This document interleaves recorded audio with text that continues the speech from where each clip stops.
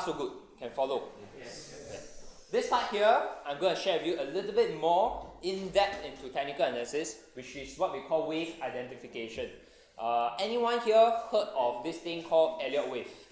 Elliott wave is actually a technique that is very popular in the financial market, not only in FX. Right? So if you're interested, you go and search and Google about him. You just go and search this person's name called Elliott wave. Okay, you can find certain information about this strategy, but it's very complex. Right? So the idea what we do is we simplify and we share with you a basic concept today, which is going to help you to see the market slightly different from how usual traders might see it. Okay? So this here, what you remember is at the very start of today's sharing session, we cover this thing called price move in swings or price move in waves, correct? So this idea here is to identify, yes, price is moving in swings, but there are two kinds of swings in the market or two kinds of waves in the market. One of it is called the impulsive waves. The other one is called the corrective waves. Okay? Again, you need definition to help you to define which is impulsive, which is corrective. Okay?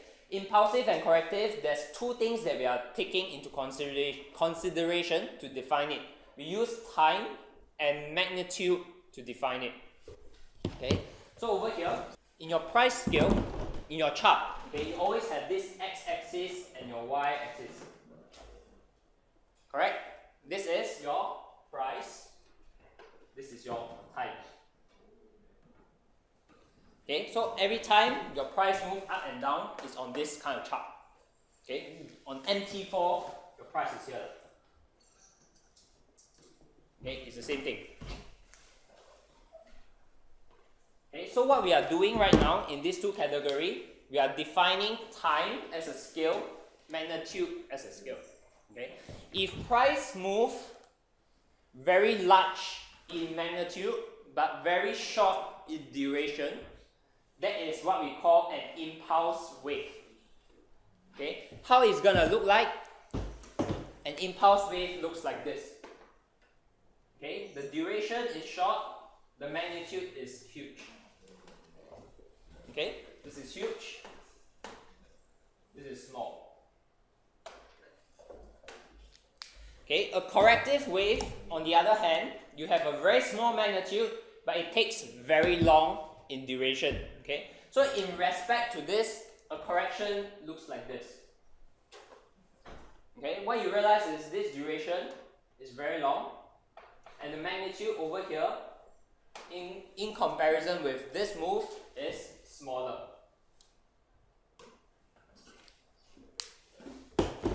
Okay, so this is the two categories of waves that you can see in the market, either impulsive or corrective.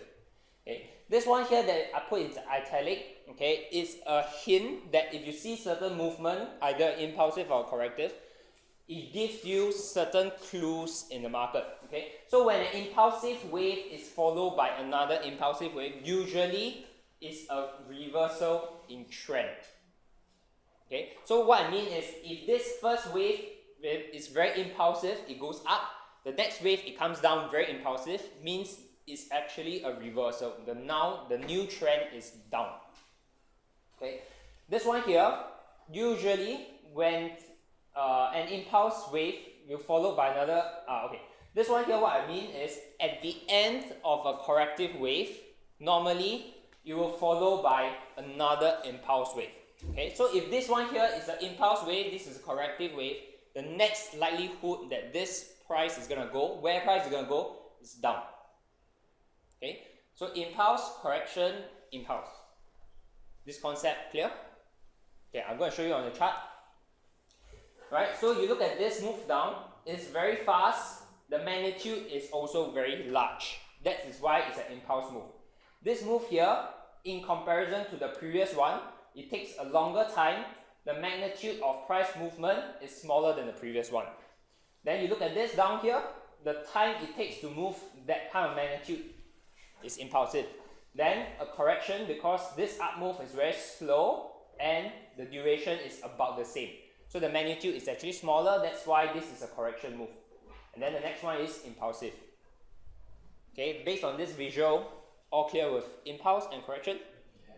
Yeah, so I'm going to show you another blank chart. Okay, this one, can you visually spot which is impulse, which is corrective? Yeah, I'll give you a few seconds to quickly eyeball and identify yourself, impulse and corrective. Okay, so the answer would be impulse, correction. This one is correction. This is impulse. This one is correction. You can see the time. Though the magnitude is about the same, you compare the duration, this is almost 2 times more than that. And then the next move up here is very fast. Okay, so impulse, correction, impulse, correction, impulse. Okay, this one. Okay, this one should be clearer than the previous example. Okay, you would have impulse, correction. This is an impulse. This is a correction. This is an impulse. Can catch that? Yeah. Give you another one. Okay, so this one here. Can you see what happened? This turn, this V-shaped formation. Okay. What you realize is this move here is very impulsive, but the move up here is also very impulsive. Because if you compare the magnitude of these two moves is about the same, the duration of it, that means the time it takes to move that kind of movement, is about the same as well. So if this is impulsive, this is also impulsive. Okay? So what you realize is if this is impulse, this is correction, this is impulse, and this is impulse, usually if you have an impulse and impulse move, the trend has changed. Meaning previously was a downtrend, but now because of this impulse and this impulse, now the new trend is higher. Okay, so that's what I meant by if you have two impulse, the trend has changed. Yeah, this one is strong. This is slow. The magnitude is smaller. The duration is about the same. And then the next one, it goes up very strong. Okay. Now this down move here, this is correction, right? Then this down move here is also very fast and therefore is an impulsive. This one here and this one here, the magnitude, this one is slightly larger, but the time is about the same. So if this is an impulse, this one will also be an impulse move. So right now with this impulse, the next one you see, the magnitude is larger, the duration about the same. It's also an impulse move. This one here, you can see it goes up in 1, 2, 3 candle. Okay, so this is also impulse move. The following one is also impulse move. So what you need to pick up from today is price, yes, it move either an impulse move or a corrective move, but it doesn't mean that it needs to be impulse corrective, impulse corrective, impulse corrective. It's not all the time like this. You can get things like this in the market. Okay, if you are very new to wave, when you see this, that means you see impulse, impulse, impulse, impulse, don't trade it. Because the direction is not clear, sometimes it's go reverse, reverse, reverse. Okay, so when you face with this kind, what it means is the trend is not clear. Got it? Okay, this one is easy. Okay, so this one, after you spot the impulse and the correction, you should be able to identify what is the likelihood of next move. Where is price gonna go next? Yes, now it's sideways, but after the correction has ended, where would price likely go? Down, yeah, it's down. Okay, because what you see is this is an impulse. Okay, I started here. Okay, but what you realize is this down move here is impulse. This one here, you can see the duration it takes is very, very long in comparison to this move. So this is entirely a corrective move. And once this correction is done, because the previous one is impulsive down, so after this correction is done, the next move is likely going to go down. So you're going to get impulse, correction, impulse. Can you understand that concept? You have? No? Okay. Yeah. So what I want to show you is, using this concept and understanding, right, you can literally predict the future in the financial market. Meaning, if you see an impulse, you see a corrective, once the corrective is completed, likelihood, almost 80 to 90% of the time, price will move according to the previous impulse direction.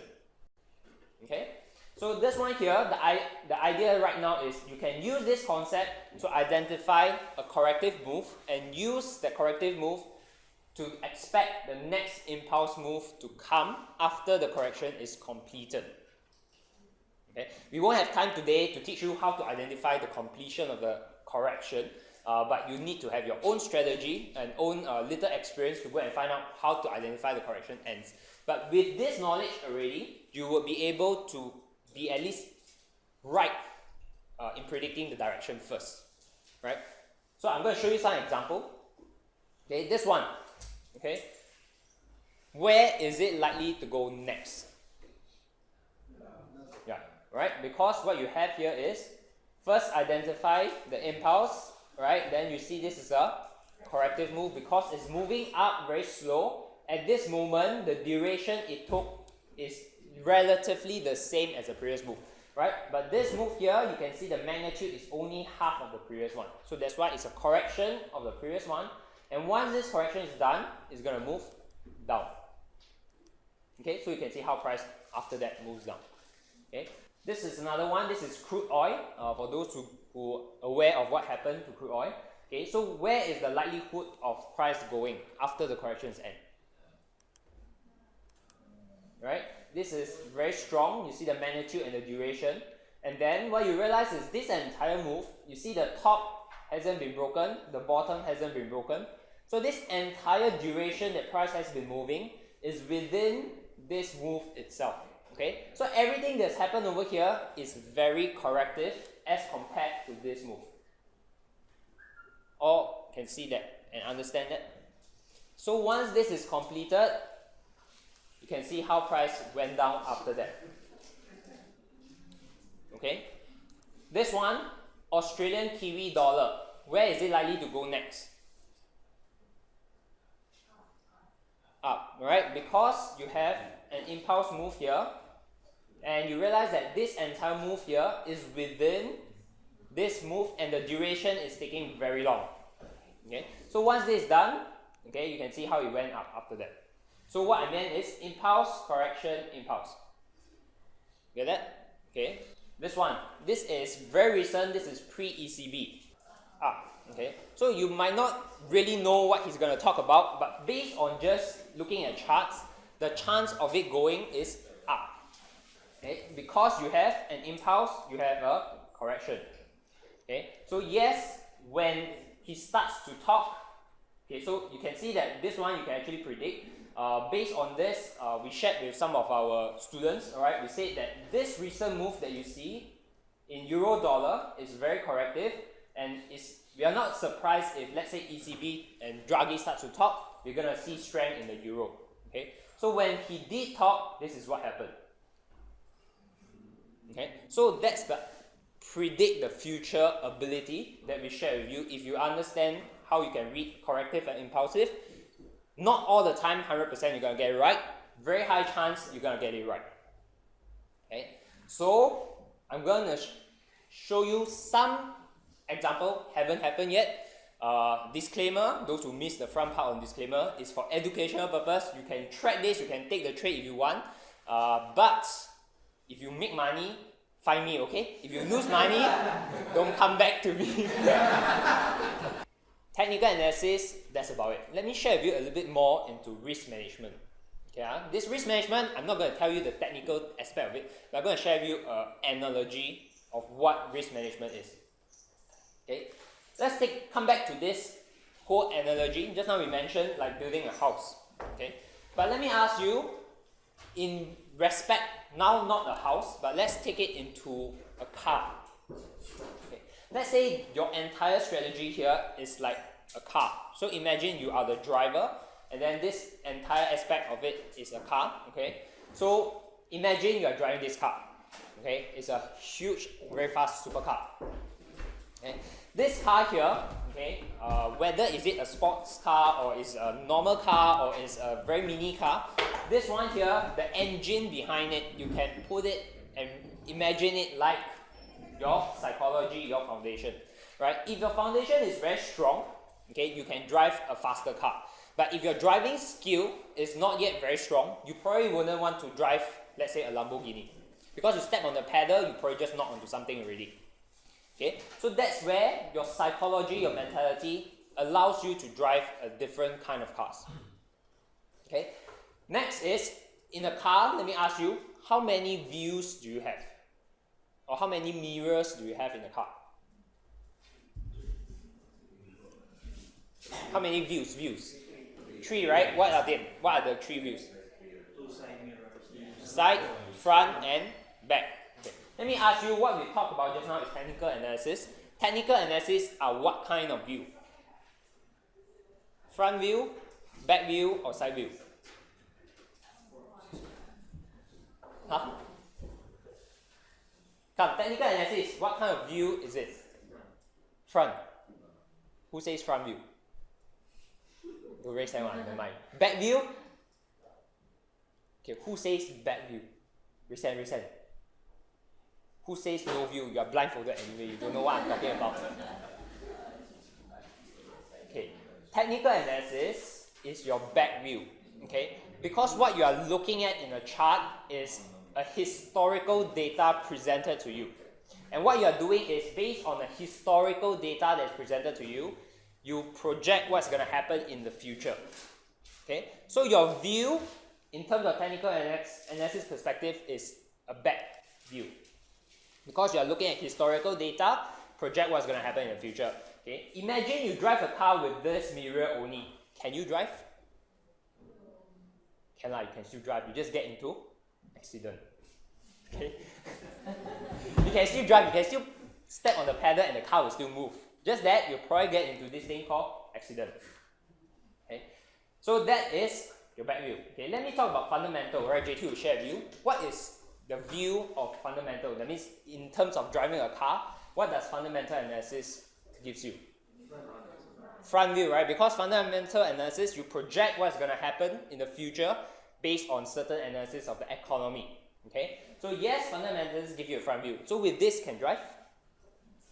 It's easier, right? Because now you can see in front. But can you see what's behind if you don't have your back view? You don't have the technical analysis. Can you see what's behind? Cannot. Okay, you probably don't know that behind maybe there's a car coming very fast at you, and you're driving so slowly that you do not know what happened. The car just banged onto you, right? You still get into accident, all right? Like this, if you do not have what's behind it. Okay, so your fundamental analysis gives you the perspective of looking forward, knowing where is the likelihood that currency is going to go. Okay, is it going to go up or is it going to go down? This is more forward-looking fundamental analysis. What about sentiment analysis?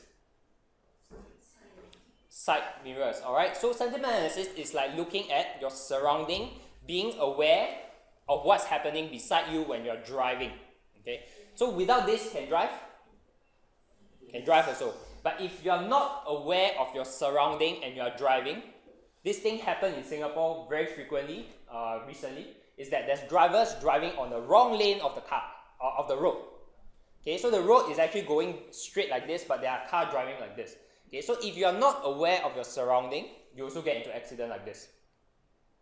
Okay, so sentiment analysis is like driving a car, having side mirror, you are very aware of what's happening beside you. Okay, what about risk management? What aspect of a car is your risk management? Sorry? Yes, your pedal is your risk management. Okay, if you step very hard on your pedal, on your accelerator, what happens to the car? It goes very fast, right? And then if you knock something, higher chance you die. Okay, but if you drive very slow, like 10 kilometers per hour, if you knock onto something, what happens? You get that's it. Right? Okay, so risk management in analogy of driving a car is your pedal, how fast you step onto it. Okay, if you step very hard, that means you risk a lot, and if you go wrong, that's where you get hurt. If you just step a little bit, you bump something, your car probably won't get destroyed. You probably just get some dent here and there. Okay, so the idea here is risk management can help you to differentiate the accident that you're gonna get. One is like this only, then this guy just complained. The second kind is like this. There's nothing to complain, you're gone anyway. Okay, risk management can decide what kind of accident you get, either a small hit or a huge crash. Okay, so that's where if you put all this together, it's like driving a car. Okay, you can drive with any of this missing, but you probably get a lot of accident if you do not have everything together.